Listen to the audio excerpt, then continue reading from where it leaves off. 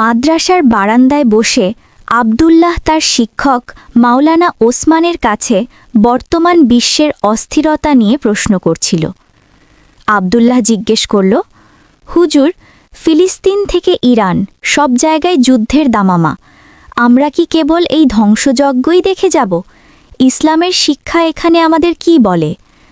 মাওলানা ওসমান কিছুক্ষণ নীরব থেকে আকাশের দিকে তাকালেন। তারপর মৃদু স্বরে বললেন, আব্দুল্লাহ, একটি পুরনো হাদিসের মর্মকথা মনে রেখো, মুমিনরা একটি দেহের মতো। যদি দেহের একটি অঙ্গে ব্যথা লাগে তবে পুরো শরীর তাতে কষ্ট পায়। ইরান, ইসরায়েল বা ফিলিস্তিনের বর্তমান পরিস্থিতি কেবল রাজনৈতিক লড়াই নয়, এটি আমাদের ঈমানি পরীক্ষার একটি সময়। ইসলাম আমাদের শিখিয়েছে, বিজয় কেবল অস্ত্রের শক্তিতে আসে না, বরং তা আসে তাকওয়া এবং ইস্পাত কঠিন একতার মাধ্যমে।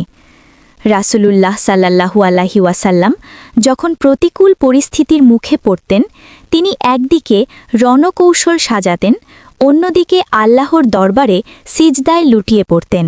তিনি আব্দুল্লাহর কাঁধে হাত রেখে বললেন, আজ আমাদের মাঝে ভৌগোলিক সীমানা থাকতে পারে, কিন্তু হৃদয়ের স্পন্দন এক হওয়া জরুরি।